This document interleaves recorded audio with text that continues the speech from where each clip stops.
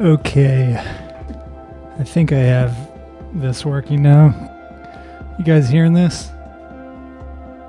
Excellent. First time streaming, I honestly did not realize it was going to be so complicated to get multiple channels. I had to write my own max patch to do this.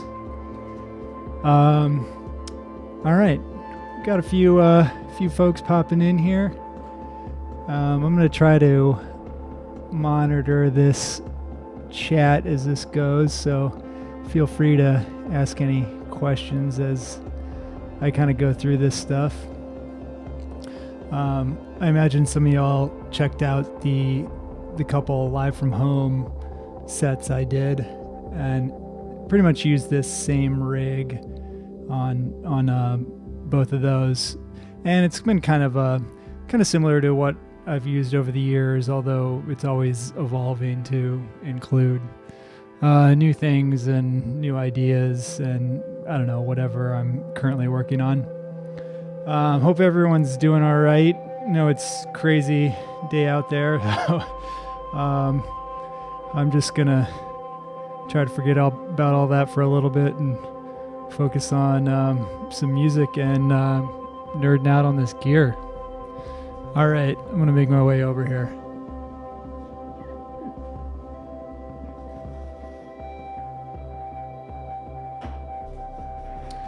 Okay. I'll try to move this. Oh, that's too much. I'll try to move this webcam around to kind of follow the action. I'm going to start over here with the mixer.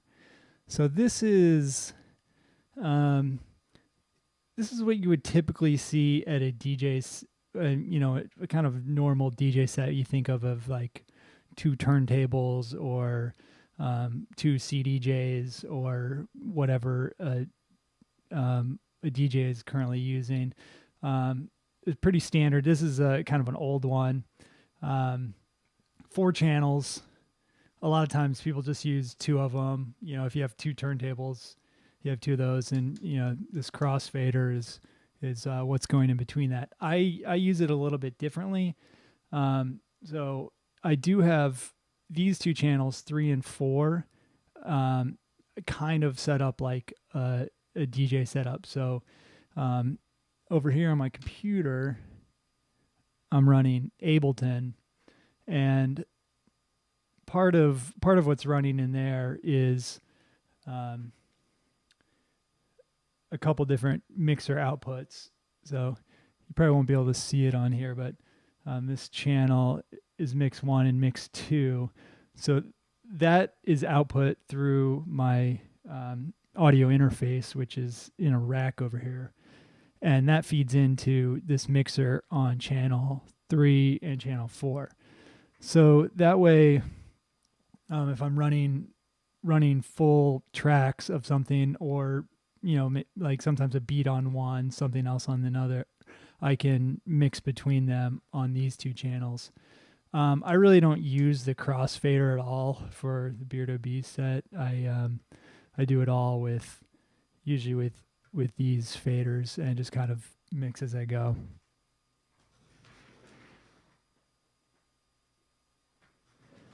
Okay, still trying to keep an eye on that chat here.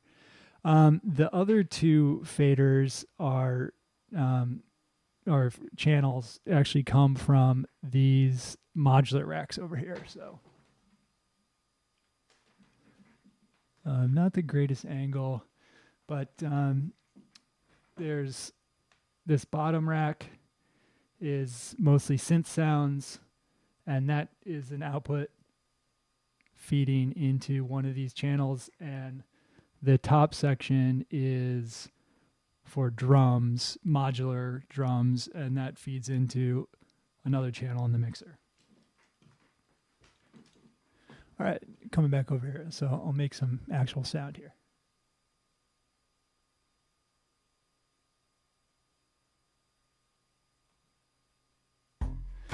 Okay, so here's a little bit example. I'm feeding basically a stereo channel out of Ableton and it's showing up here on channel 3. So with this, you can do all the DJ mixing stuff you normally do, like EQ, put on effects over here. I definitely like to use sometimes like phaser or occasionally like reverb, stuff like this. And there's also an filter that you can apply the effects and filters to either like a single channel, like if you're mixing between something, or to the full mix. So right now it's only one thing, so you wouldn't really hear much difference. But if I have something going on one channel and I want to affect that audio, I can do that and leave the other clean. So the next part of the mixer represents a pretty big section of what I'm outputting, but I'm also using another couple channels, and that's for some of the other synth stuff. So one of the channels is for bass synth, one of the channels is for a poly synth, and one of the channels is for another synth. So those are just feeding into either if I'm recording my interface, or if I'm at a live show, it's going out to the front of house. So you would have the stereo mixer channels and then these 3 additional channels.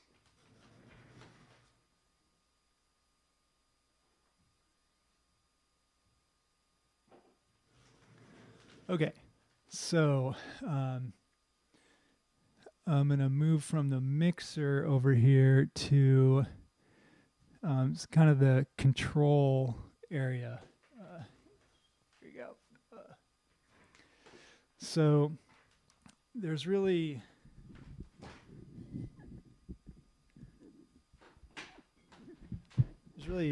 three controllers that I'm using to both control things in Ableton, to send things to my various synths, kind of control everything.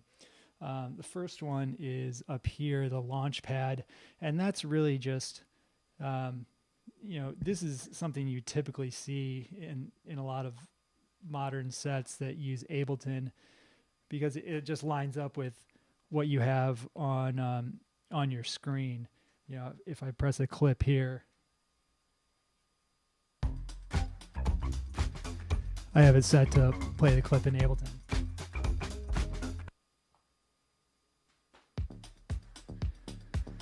So it's a little big for my setup, but I have found it's kind of the easiest thing to serve its purpose, and it's nice to keep it separated from the mono stuff, so I can do quick changes here and still be working with the mono. So you won't really be able to see it in the screen with this contrast, but I'm usually setting up something it's launching multiple things at once. It's launching audio, but it might also be launching controls that interact with my other devices. So it might change the function of what's happening here. Anyway, that's getting a little bit into the weeds. I can get to that later. But that's the nice thing about Ableton is keeping multiple things synced up at once using the Launchpad and the Ableton setup. The next thing is this set of basically 24 knobs that control a bunch of things in my set. It's this thing called Naked Boards. That's all it is. It's 24 MIDI knobs that I can assign for whatever. It's actually, I'm surprised I don't see more products like this. I think I had to order this from like Russia or something, just like paying some guy via PayPal and hoping it showed up. But it's, it's so simple, but all these knobs is great for me because I really like to customize everything. And I'll get into a little bit of what the controls are.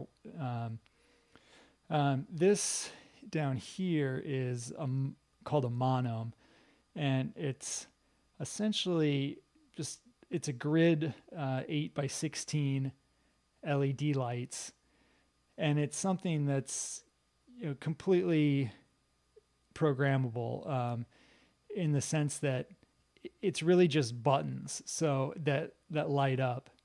So between this and the computer, and I can program it to do whatever I want if I'm able to figure out a way to do it.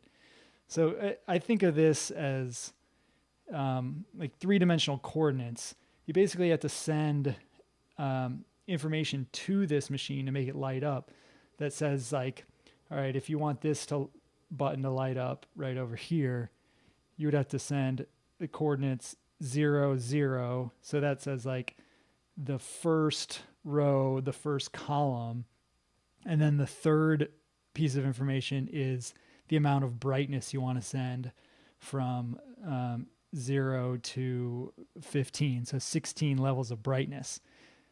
And then what it's sending into the computer is basically anytime you press something, it's also sending a packet of information that's 3 numbers. It's the same information, the coordinates, like 0, 0. And then if you're pressing it down, it's sending a 1. And when you let it up, it sends a 0. So in between all of that, you can do so many different things. So I've been developing this program of my own for years now to use for these sets. It starts on this page, which I use mostly for writing beats. So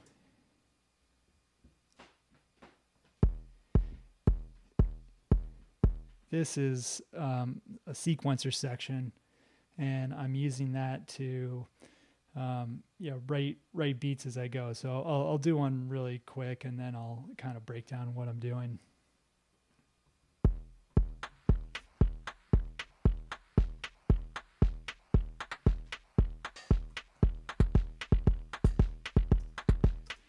This swing seems backwards.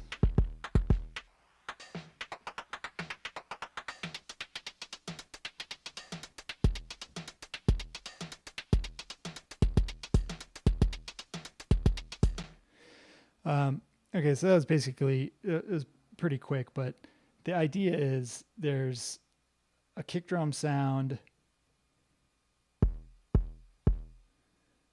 a snare drum sound, hi-hat sound, and an open hi-hat sound.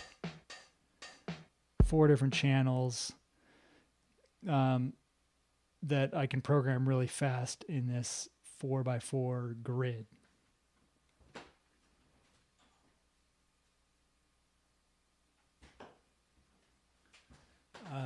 So this stuff is linked to both the things inside of Ableton and to this modular rack.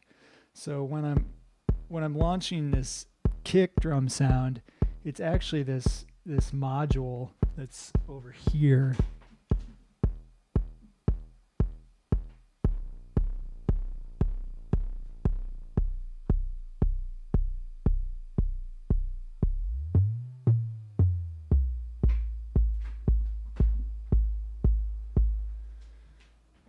So it's got this really, really nice analog sound on a big sound system. It goes super deep. It really rattles the stubs. It's nice. The hi-hat is also a module.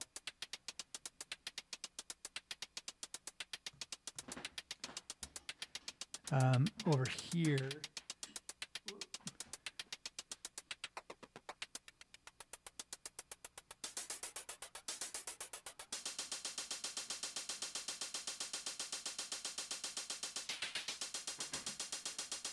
I had some modulation on that. Then the snare drum I actually do inside of Ableton with samples. I find that makes it a little bit easier for me to get a wider variety, and that's where some of these controls come in. So this knob I'm using for level. This knob I'm using to select a sound. So I've got, I think, like 5 available sounds in there. And then I can actually turn on some reverb on that as well. And then similar thing for the open hi-hat. I keep that in Ableton too. And I have like level and decay and the tuning, so I can change up the sounds as I go on that. And I have a bunch of stuff set up so I can like clear and launch a bunch of things that are like all the notes at once, or write a pattern and save it and recall it. A couple like preset things of like really basic beats that I like to come back to. So if I'm like building up something,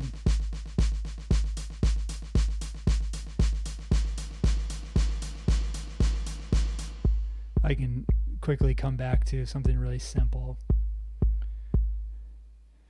And then a similar setup to that drum sequencer is right next to it, and it's for, I call it the percussion sequencer, and it's a similar idea, using a 4x4 grid to make 16-step sequences, using more percussion sounds. So this bank is kind of based on what I would do if I was doing like modular drums, but it's all, the sounds are all inside of Ableton.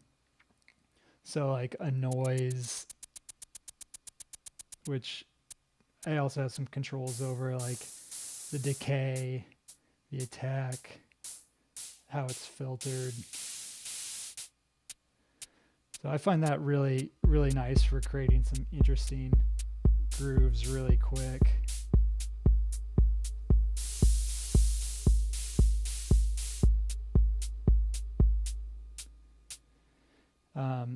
Some other kind of like sort of 808-y tom things that I can also like tune and add delay to.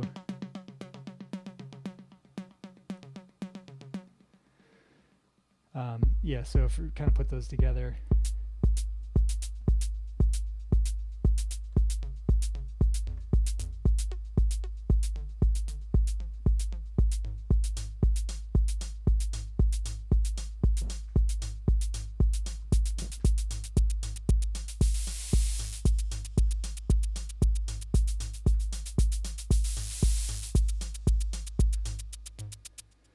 So some nice like ways to get into some like improvised things without having to rely on something that's already written, and getting a lot of like live control over those elements.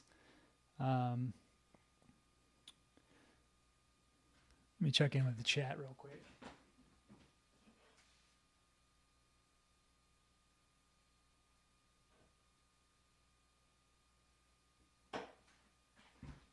Yes, programming this was somewhat of a nightmare, but definitely a huge learning process, and kind of like taught me a lot of things in Max, and even really about synthesis in general, and just kind of thinking about signal flow and logic and how things have to fit together. So it was quite the project, but having this unique setup to me kind of is really the most fun part of these sets. So part of these too, there's some kind of like overall controls. I was already doing some of that, like clearing out the patterns, like a hold and release will clear this pattern, or there's things like this button mutes the kick drum. So if I have a beat going and I want to drop out the kick drum, I can just do it with that button and then bring it back in. And this button mutes that whole sequencer. So if I have like a percussion groove going and the drum beat going, I can mute them individually.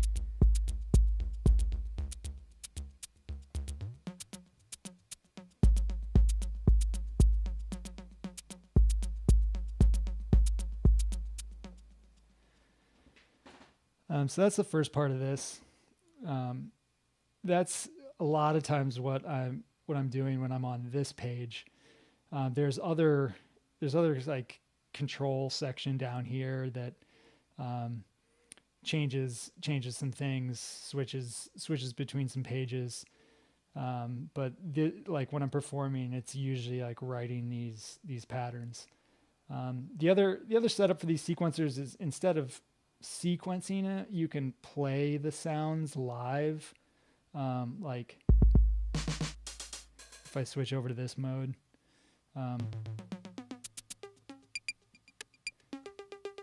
so I have those set up to repeat on a quantizer that you can actually change the speed of here. So, and you can do that all while a beat's going. So.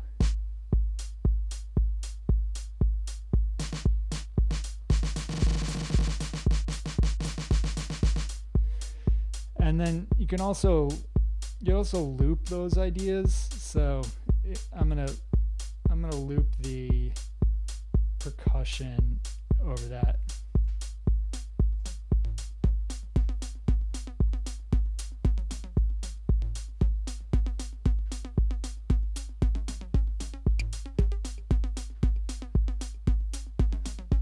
So that's nice when you want to get a little bit more hands-on instead of programming. You can just program up a loop or play a loop real quick, and then that you can clear those out or record over them, do a bunch of things. The other page that I use a lot is this page, which I call the arpeggio page, and it's this kind of like, it sort of like becomes my keyboard for all these other synths. It sends MIDI information to the modular, to my poly synth that I'm using, to all this stuff, and I can play it live. So I'll demonstrate a little bit of that.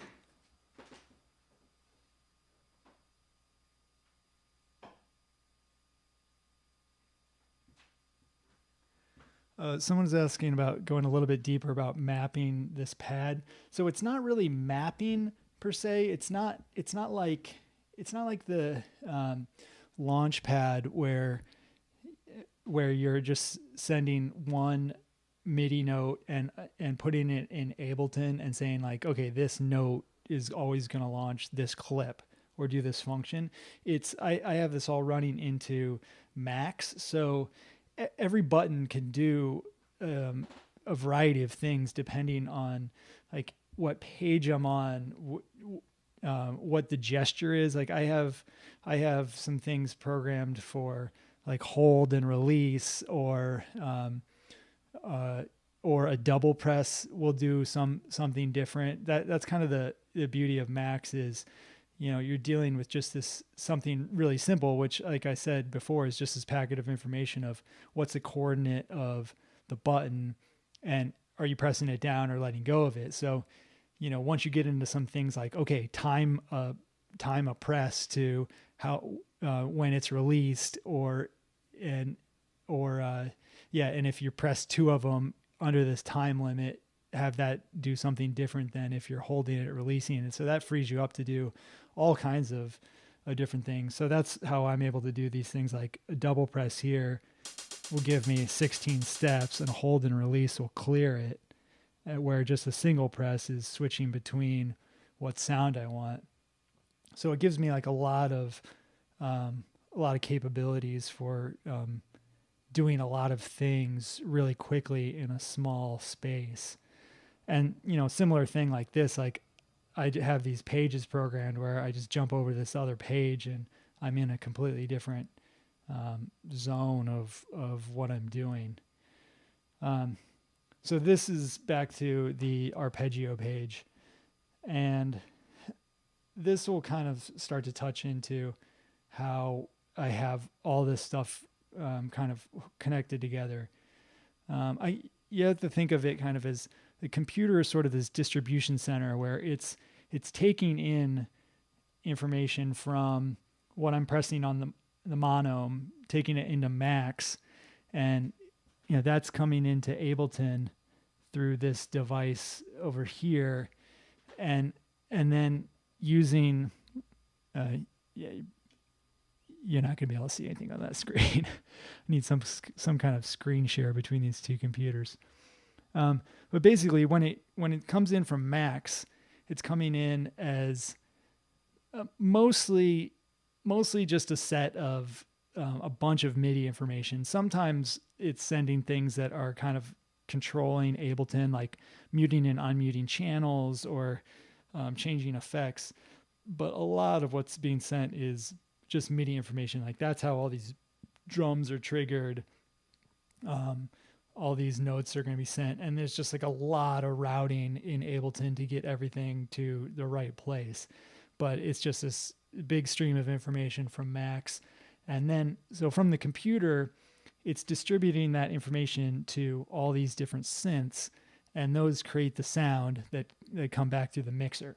So if I start off over here, I have this kind of divided into 3 different arpeggiators, which I select between using,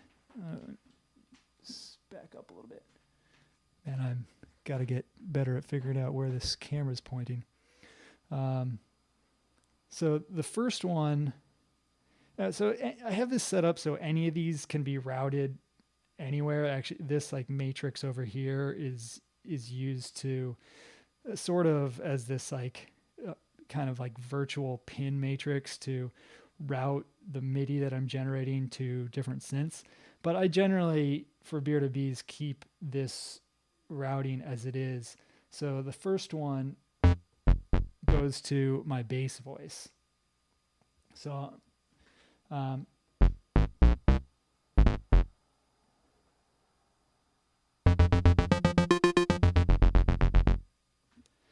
so that's sending MIDI there. I'll get into a little bit more of the specifics, but the sound is being generated over here. Whoop. Okay, so that's the Moog Minotaur. That's one part of it, and then there's another module down here that's also part of the bass chain. So I'll get a little something going here.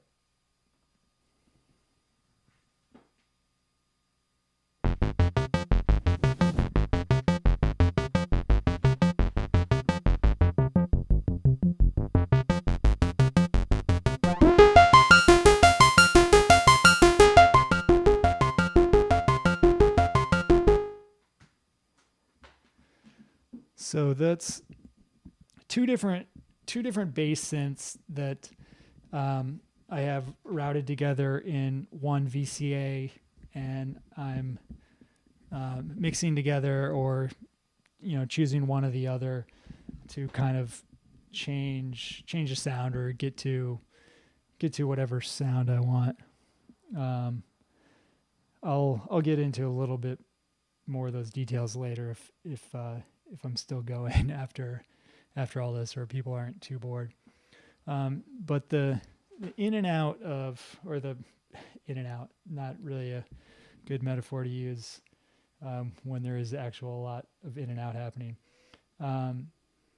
This is set up as basically it's kind of like a keyboard where instead of being laid out horizontally, every octave is a row. So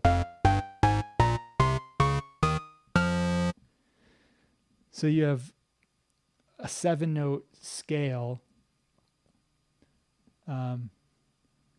that you can play on a row, and then if you're going this direction, you're going to get octaves. And the scale, the root note of the scale is set by this shape over here. It might be kind of hard to see in this video, but it's basically laid out like a keyboard.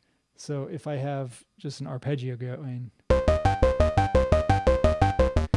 so that's your, a minor arpeggio, and currently it's in C, but here's just stepping up chromatically the root note. So this little keyboard allows me to set the scale of whatever I'm playing.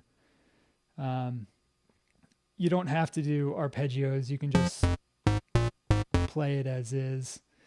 And you can also record loops, again, similar to what I did before. So I'll get a quick beat going. And I'll record a loop.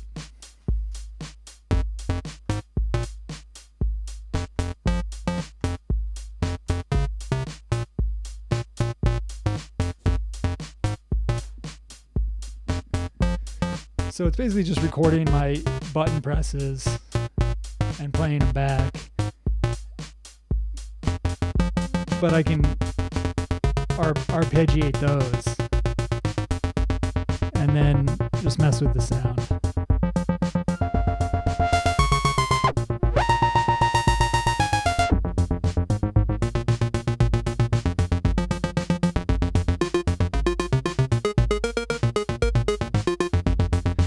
You can overdub.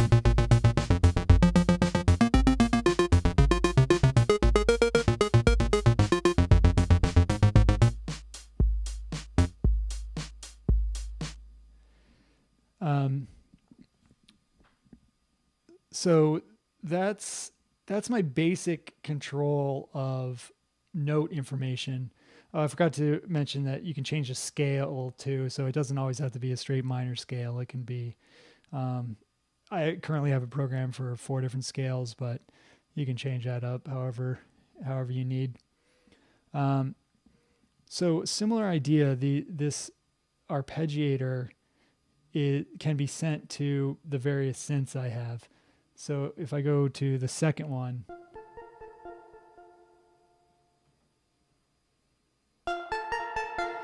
that's sending information to the modular rack.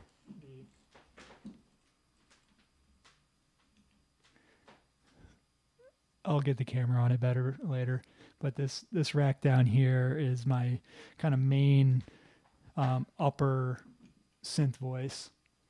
And then the third voice is for my poly, which is, if I can get there, this synth up here, the Deckard's Dream. So I can switch between all those different synths and do them simultaneously. So I'll do a quick thing where I'll start with writing something on the bass, and then I'll add in a little bit of the modular, then I'll add in a little bit of the poly.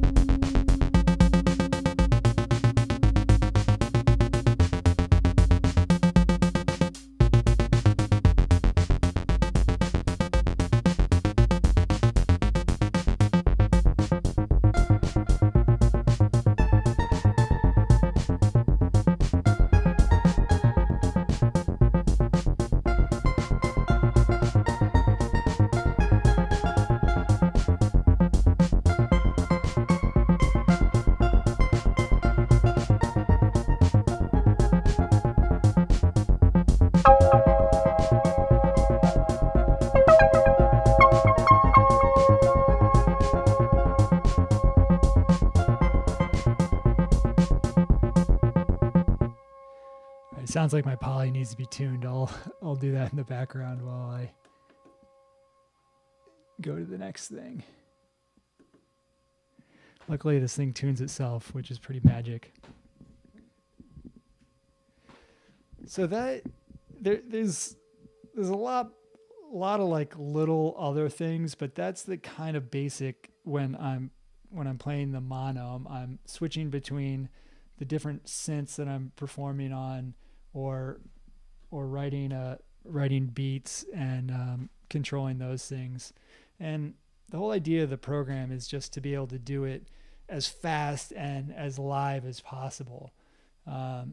So, hopefully if everything's working right, I can just really be like in the moment and trying to do something creative instead of trying to like move around to a different instrument and like now I'm playing this, but it doesn't give me access to this other thing. Anyway, it's like trying to keep everything like close and accessible.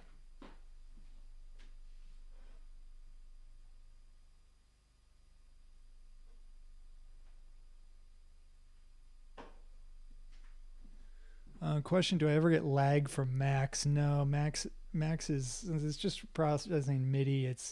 It's really extremely fast for what I'm doing. I would say there's more processing that has to go into dealing with audio in the digital realm than MIDI information, which is just like these really tiny pieces of like numbers, really.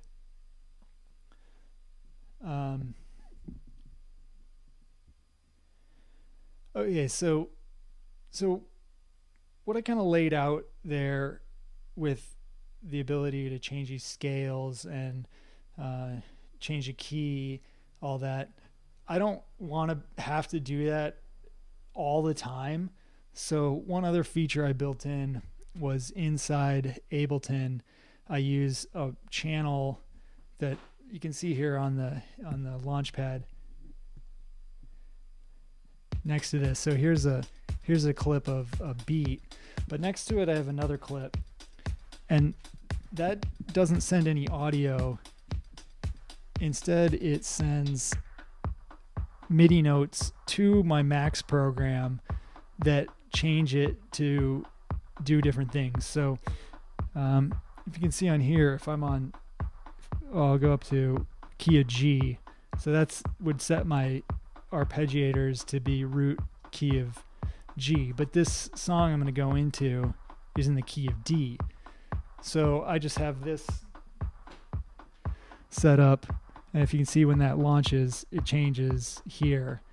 So it's kind of like pre-changes things I'm doing, so I don't have to go through extra steps of changing the scale and the key. It's already going to do that for me automatically, or it can change if I need the beat to be swung or straight, those kind of things. Basically just sending a MIDI note into a couple different MIDI notes into Max, and Max decodes those notes and says like, okay, go make these changes, and those changes are reflected here, but yeah, also in Max. So it kind of just speeds things up.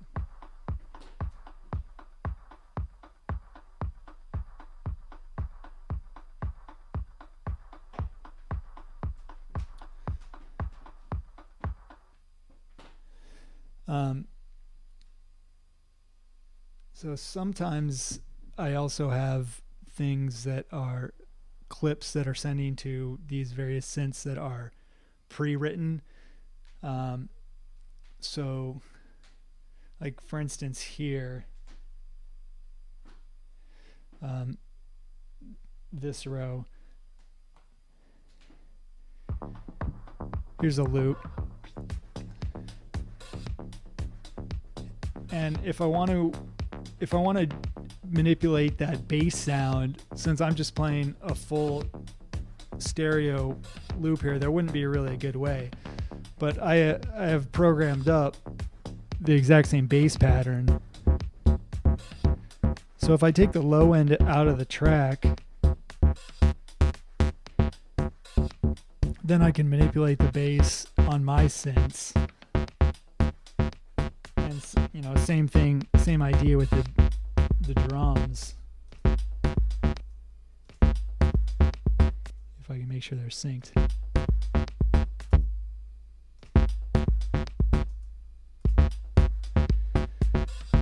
So now I have all the low cut out here on the mixer, but I'm adding it back in through my kick drum and my bass, so I can really manipulate some stuff there, filter it out or do whatever.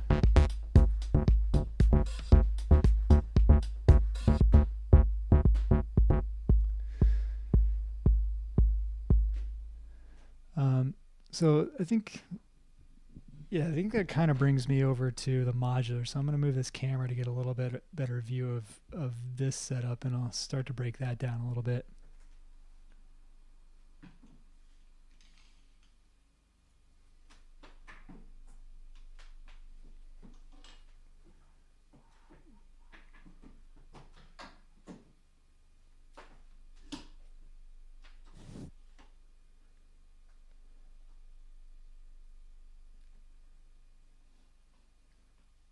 Okay.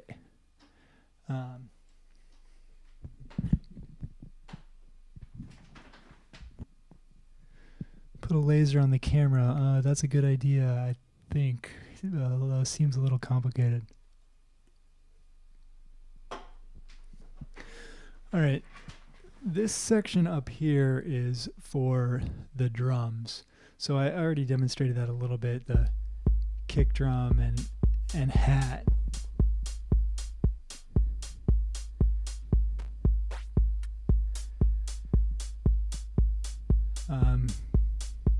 Got some controls here, and then these I have some modulation set up on this. The kick drum or the hat right now is currently getting this LFO that's synced to the clock from Ableton. So if I turn that up, you get this synced tuning.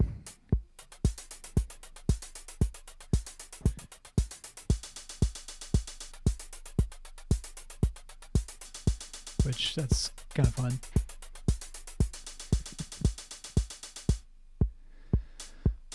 Then these two sounds, the kick drum and the hat, are mixed here with this mixer, and that's also getting this feed here from my interface of the digital sounds. So like the snare drum and the hat, the open hat, like I talked about before, that are generated in Ableton, that comes in on its own channel. And then I have those malted here, which basically just means copied. And so one channel is mixed here. So this is just the exact copy of this, the clean channel. And then the other is sent to these pedals that I have on top of here. It's a distortion pedal and a reverb pedal, so you can really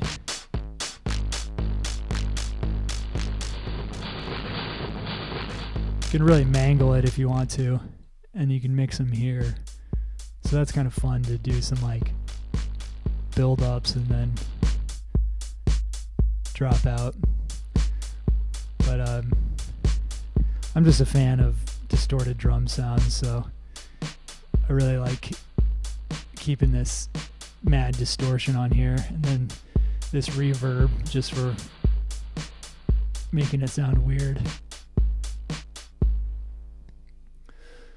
So the effects chain is mixed back in on its own channel in this mixer, and then this mixer gets sent to this output, and then that lets me send it into the DJ mixer. So kind of 3 different mixers to get it all going, but it lets me manipulate things in a little bit more detail.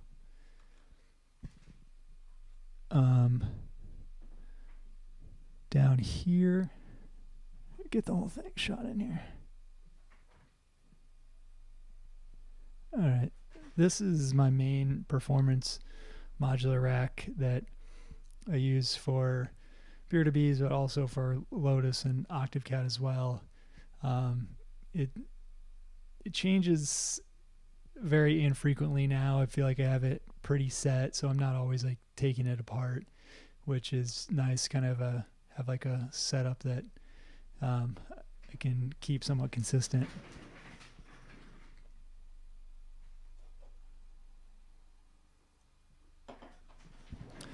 So it's this might get a little bit technical, but I'm gonna try to kind of explain the setup here. So this module on the far left, the PolyN Poly 2, is the main way that I'm able to communicate between my software and this modular synth. So USB cable is plugged in here, and that is a MIDI to CV conversion. So when I'm sending MIDI information to out of that channel that is being seen here, it can interpret that as and then turn it into gates, which basically just say like turn a note on or and off, and then the pitches. So the way I have this set up is for a number of different voices. So when I'm playing this over here, this is just the kind of the first voice. And so over here you have what's called a VCO, voltage controlled oscillator. If it's just free running, it's just a note. So when I'm playing different notes over here, this connection between this module and this module is changing the notes. There's a second VCO right next to it, and this is a pretty standard kind of like Moog voice where you have two of the same oscillators and you're combining them together either on the same note. So this one, it's an octave higher right now if I change it up. Or I have it set up to change to a fifth and to a harmony.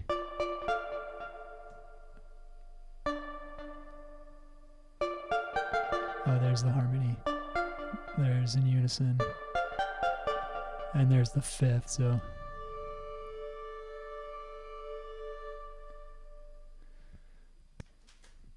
And then those are sent, the information from VCOs are routed, well, first to a tuner, which just helps me keep them in tune. If you turn them on here, you can switch between these to check the tuning. Those go into a VCA, which is a voltage control amp, and that's what's creating the shape of the sound, or really kind of keeping it, turning it up. It's really shaped by these envelopes. So every time I press a note, it triggers an envelope, and the envelope opens up the VCA. So you can make it short or really long, or have this slow attack.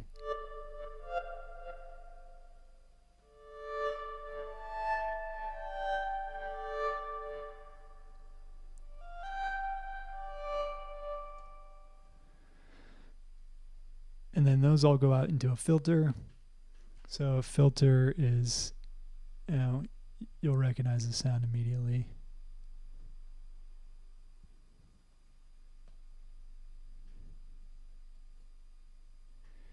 If I have the right thing going, I don't. So here's filtered all the way down. Filtering up. And then I also have just white noise routed in here.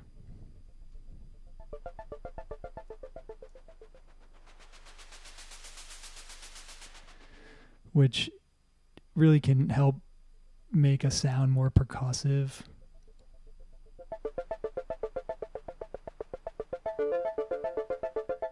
Or to do sweeps.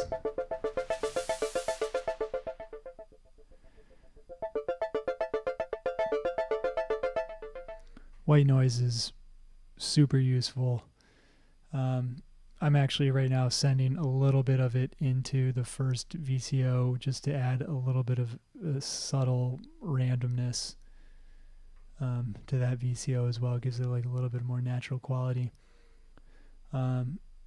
Those are mixed down here as a mixer, and they're sent into this Strymon unit, which is for reverb and delay. So I'll get that same ARP going again.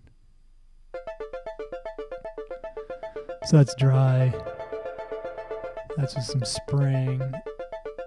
If I slow this down, you can really hear the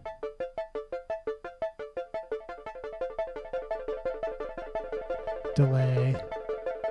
Or if if you take off the ARP, you can really hear the delay.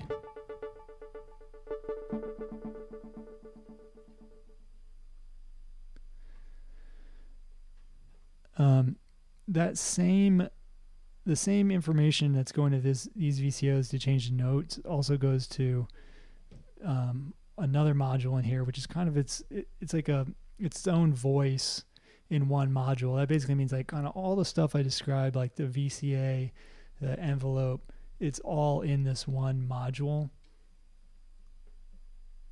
So that has a kind of different sound.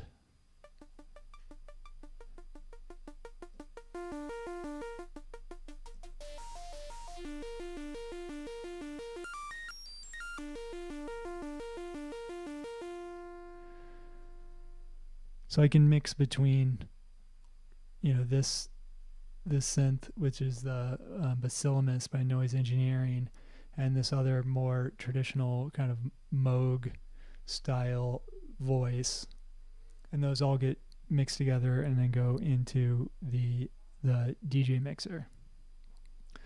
And then I talked about a little bit before, the bass stuff, the Moog Minotaur and the Manus are both sent into this VCA here. So this VCA is mixing those two sounds together, but with one added bonus, and that is to create a sidechain. So if you're a producer, you've probably heard this term before, but a sidechain is just using some kind of trigger to change something else.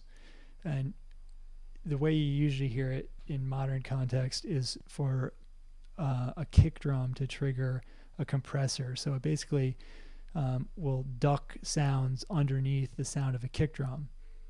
So what I have going on is an envelope coming from Ableton using what's called CV tools. So basically it's just generating this electrical signal that's being fed in here that turns this down, and it's triggered by the kick drum. So I'll demonstrate that. So if this is completely opened up,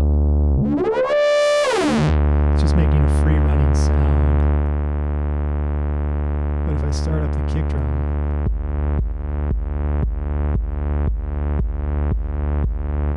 and I'll turn the sidechain off, so you can really hear it when I turn it up. So that's really great for dance music, to let the low end of the kick drum information in by ducking the bass underneath of it. So I can control the amount with this attenuator, and sometimes do some cool stuff like that where I turn this bass sound so it's just kind of free running, and do something underneath it with the kick.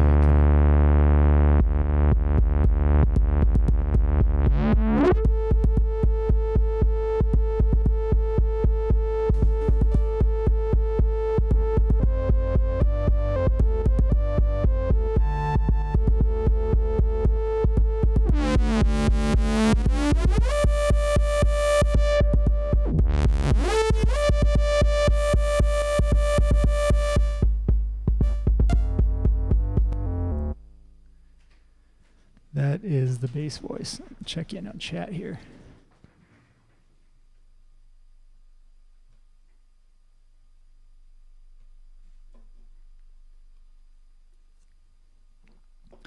Okay. The other thing I was doing was I have this joystick controller routed into some of the controls of this Manus, so I really like being able to manipulate it that way.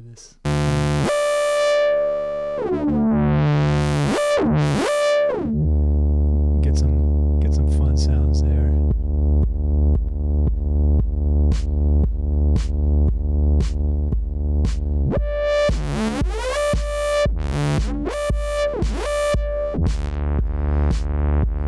One nice thing about this joystick is you can record and loop the movements as well. So I actually have it clocked up to stay in sync with Ableton. So basically it's a trigger every 2 bars. So I can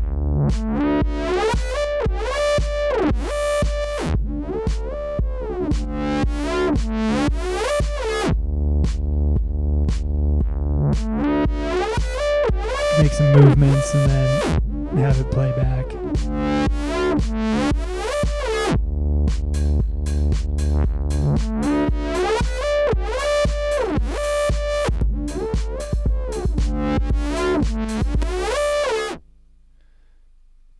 Fun way to get some pretty crazy sounds pretty quick.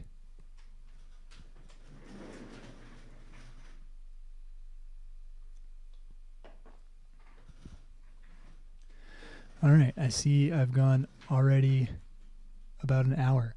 I'm sure this is maybe a little complex for some people, but thanks for checking it out. The couple of the other elements that I didn't mention are... Oh, let me get this over there.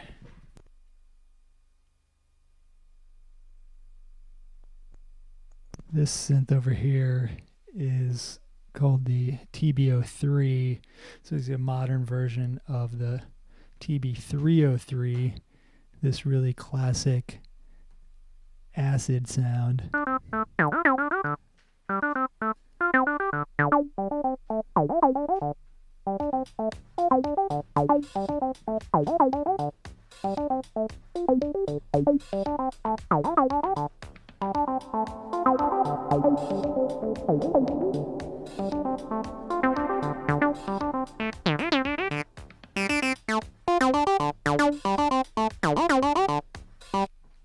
So if you're familiar with acid house at all, you'll know the sound of the 303, but it's in tons of electronic music. I really like the sound of it. It's this kind of like really resonancy synth sound. Typically a saw wave, but a square wave too is also used. I actually kind of prefer this to the old one because with the MIDI controls I can do some kind of interesting things. Like I have it programmed up so I can do octave changes using these knobs. So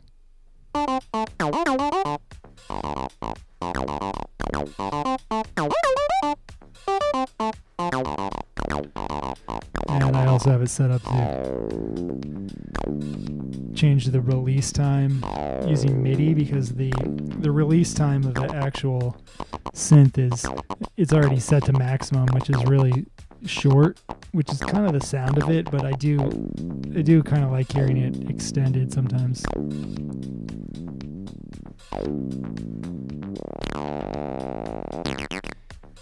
Which I would not be able to do without MIDI controls over that synth. And then right behind it is this Memory Man pedal, which I have the my Polysynth, the Deckard's Dream routed into.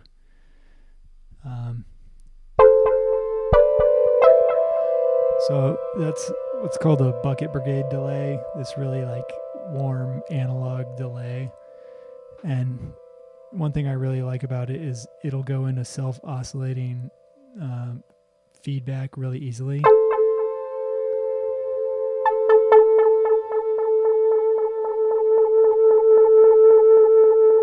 And then once I have this controlled pitch, I can change the delay time to just kind of play the pedal.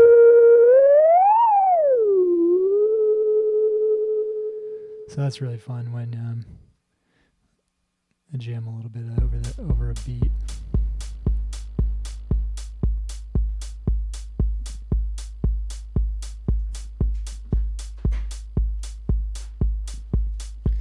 Put this mic back in the holder.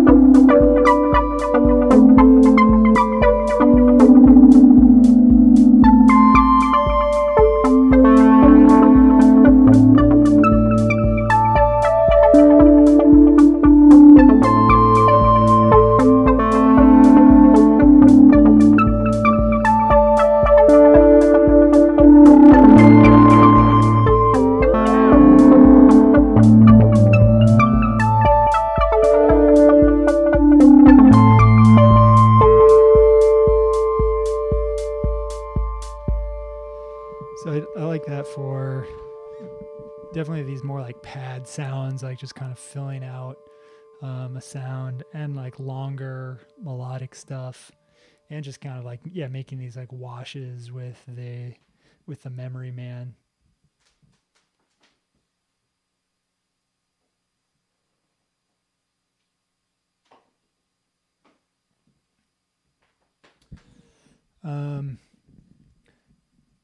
Yeah, I think it kind of pretty much covered the basics of what I'm doing. The more involved stuff kind of really gets into some weeds of what's going on in Ableton, but that's kind of an overview if you're watching my videos and I'm moving around between these different things, what I'm doing. So yeah, maybe I'll do some more going into depth about like how I put together the Ableton sets, or cut this stuff to work together, but that is a general overview. So thanks for everyone who stuck with, and if there are any more questions, hit me up. I'll check out the chat before I wrap it up here.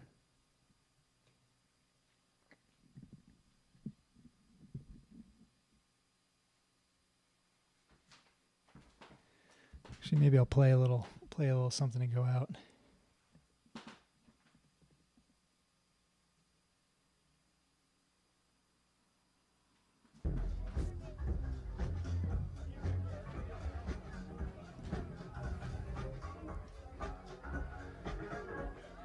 So this will show a little bit of kind of what I was talking about. This first clip just launched the beat.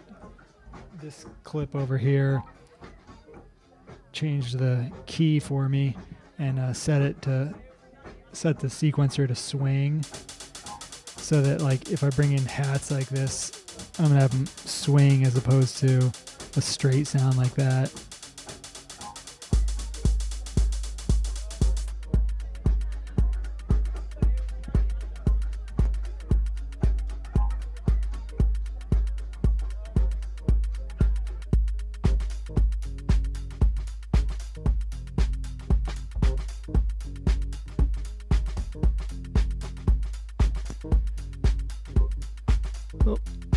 And the mixer, so you can see on the mixer I have the music here and the output from the modular drums here.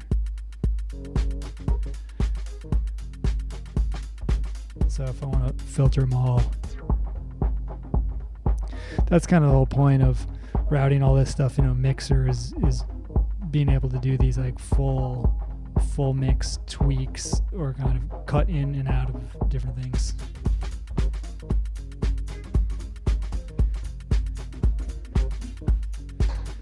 Then you can see those lights blinking on the launch pad. I use follow actions to have a lot of things kind of run into each other, kind of keep going, or I can jump around and stuff is going to still automatically run it if I want, and also launch multiple things at the same time. So if I skip ahead to this next clip, you can see there's two clips blinking right now. One is for the audio and one is for MIDI going to the bass synth. So I'll launch those.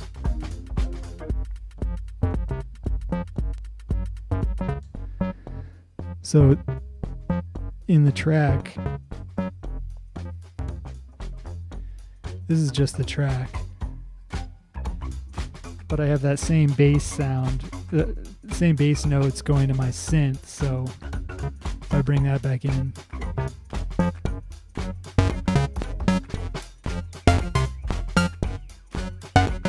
I can manipulate that. And then you'll see one other clip all the way over here on the left that's on the same row. That's something that's going to send to the 303. So just like a loop that I have programmed up in advance.